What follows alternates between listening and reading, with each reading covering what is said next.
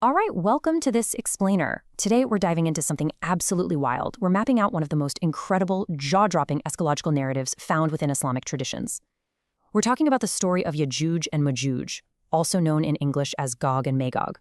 What we've got here is a source text that lays out a massive, terrifying prophetic map.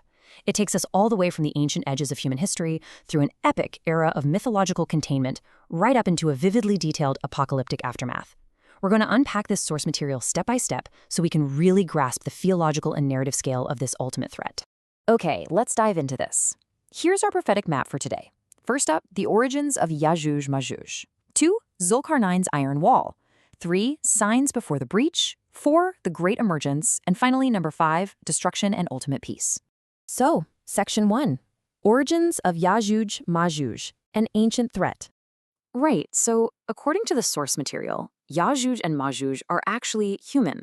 Specifically, they're descendants of Japheth ben Nuh, or Japheth, the son of Noah. But here's where it gets crazy.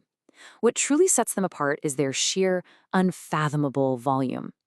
The text lays out this terrifying mathematical scale. If you take the entire population of all humans and jinn combined and divide that into 10 parts, a staggering 9 of those parts belong to Yajuj and Majuj, literally 90%. To put that into perspective, if we have roughly 7 billion regular humans today, mathematically, we'd be looking at an unseen population of around 70 billion of this specific group. And their growth rate? Absolutely explosive.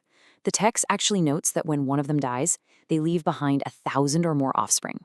They're split into 3 distinct tribes, by the way, the Tawil, the Tarif, and the Munsak. Now, beyond just their staggering numbers, the text defines them by their incredibly chaotic, almost animalistic nature. Physically, they're described as having wide faces, small eyes, and really thick hair. But honestly, it's their behavior that's truly terrifying. The source tells us that during the spring season, they surge outward. And they aren't just scavengers, right? They are a literal consuming swarm. They devour absolutely everything in their path. They strip fields entirely bare of vegetables and dry crops, and they'll eat literally any living creature they stumble across. We're talking wild beasts, down to snakes, chameleons, and even scorpions. Moving on to section 2, Zulkarnain's iron wall, the great containment. Let's move to the next part and see how this builds, because you're probably wondering, with a threat this massive, how did humanity even survive? Well, to understand how they were contained, the text introduces us to King Zulkarnain. Now, the source identifies him as one of only 4 legendary kings in history who ruled the entire globe. His epic saga is defined by 3 massive journeys. First, he heads to the extreme west, described as the very end of the earth where the sun appears to set in a murky spring, and there he meets a tribe called the Nasik. Next, he travels all the way to the extreme east, where he encounters the Munsak tribe. These guys actually live in caves to escape the fierce, unfiltered heat of the sunrise. And finally, his third journey takes him north. He arrives at this critical geographical choke point right between 2 enormous mountains. And it's here that he meets a highly distressed group of people whose language is almost impossible to understand. Through basically just gestures, these locals beg Zulkarnain to save them from the violent, relentless raids of Yajuj and Majuj. They even offer to pay him for his help, but Zulkarnain turns down their wealth, saying God has already given him enough. What he does ask for, however, is their physical labor. Together, they pull off this absolute ancient engineering marvel. First, they dig deep, way down between the mountains, until they hit the water table. Then, they stack these massive blocks of solid iron, pack all the gaps with wood and coal, and literally set the entire structure on fire. Once it's blazing hot, they pour molten copper right over the glowing iron. The result? According to the text, it's a towering, impenetrable barrier, way stronger than modern concrete, completely sealing Yajuj and Majuj away from the known world. And this brilliantly illustrates the theological core of their containment, because it's not just a physical wall, you see, it's supernatural. The source dictates that every single day, for millennia, the hordes of Yajuj and Majuj try to dig their way out. By the end of the day, they are inches away from breaking through. Exhausted, their leader tells them, "We'll finish breaking it tomorrow." But because they don't invoke divine will, they come back the next morning, only to find the wall completely regenerated, thicker and stronger than it was before. It's like a giant, frustrating reset button. This cycle just repeats and repeats. It's only near the end of times that their leader will finally say, "Insha'Allah," which means, if God wills, we will break it tomorrow. And only then, strictly by divine permission, will the wall actually remain damaged, setting the absolute perfect stage for their release. Section 3, Signs Before the Breach, the Withering World. So we're shifting our timeline now from ancient history right into a prophesied apocalyptic future. The crucial point here is that this great emergence doesn't just happen in a vacuum.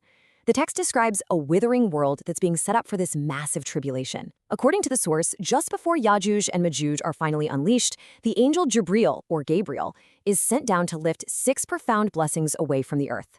It essentially plunges the world into this state of deep spiritual and physical deprivation. These lifted blessings include the holy text of the Quran, all true knowledge, the sacred black stone known as Hajar-e-Aswad, the Maqam Ibrahim, the Ark of Prophet Musa, and finally, 5 holy rivers. The Jahan, Sahan, Tigris, Euphrates, and the Nile will literally just dry up or be removed entirely. The earth is basically stripped of its divine comforts. Section 4. The Great Emergence, a swarm upon the earth. Now, the context for their release is highly specific. The source notes they only break free after Prophet Isa, known as Jesus, has returned and actually defeated the Dajjal, the false messiah. God then commands Prophet Isa to take the remaining believers and seek safe refuge high up on Mount Tor. Why? Because a force is coming that literally no human can fight. Then the wall falls. To really ground the mythological scale of this narrative, the text gives us this wild visual. It describes their horde passing by the Sea of Tiberias, which is about 10 miles long. The very first wave of this billion-strong swarm will drink that entire sea completely dry. By the time the back end of their army arrives, they'll step on dry earth and genuinely wonder if there was ever even water there to begin with. I mean, that is just an overwhelming, almost unimaginable volume of destruction. Now, what's really interesting here is the sheer arrogance they display at the climax of their destruction. After they've completely ravaged the earth, slaughtered everyone who isn't hiding up on Mount Tor, and consumed literally every resource, their hubris just reaches a boiling point. The text states they'll look up to the sky and boldly declare, "We have killed the people of the earth, now let's kill the people of the sky." They literally shoot their arrows up into the heavens, and, in what the text describes as a divine test, those arrows miraculously fall back down to earth covered in blood. This leads them to falsely and arrogantly believe they've actually conquered heaven itself. Section 5. Destruction and Ultimate Peace, the Divine Intervention. It's worth noting impartially here that according to the source, their doom is entirely brought upon themselves. The text actually mentions that during the night of Ascension, Prophet Muhammad visited Yajuj and Majuj to invite them to Islam, but they absolutely flat out rejected the message. So cut back to Prophet Isa and his companions stranded up on the mountain watching this global devastation. They pray for deliverance. And the divine response detailed in the text is just incredibly methodical. It completely contrasts this billion-strong, unstoppable army with a totally effortless, microscopic cleanup. First, God sends a specific fatal insect that infects the necks of Yajuj and Majuj. In an instant, every single one of them drops dead, simultaneously.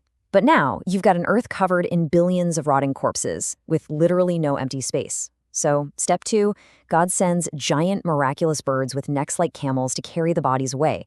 And finally, step 3, a massive heavy rain washes over the entire globe, scrubbing the earth completely clean of their taint. With the tremendous threat removed and the earth fully cleansed, the narrative actually ends not in desolation, but in this incredible era of extreme supernatural abundance. The earth is commanded to unleash its blessings like never before. The source outlines this beautiful aftermath where scarcity is just totally eliminated. For example, a single pomegranate will be large enough to feed a whole group of people.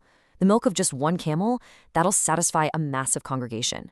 The milk of one cow will feed an entire tribe, and the milk from just a single goat will be enough to sustain a whole family. It's this profound, utopian reset for the surviving believers. Which brings us to the core theme underlying this entire text. We've just walked through a narrative that spans from ancient impenetrable walls of iron and copper, to vast oceans being drunk totally dry, to billions perishing in a single instant. But in the end, it wasn't the greatest wall ever built that saved humanity, nor was it human armies. The text posits that ultimate survival relied entirely on a single prayer and divine intervention. So as we wrap up this explainer, I want to leave you with this to consider. If humanity's ultimate survival in these eschatological narratives relies entirely on divine intervention rather than walls of iron, what is the true source of our security? Thank you so much for exploring this fascinating text with me today. Keep asking questions, keep analyzing the sources, and keep learning.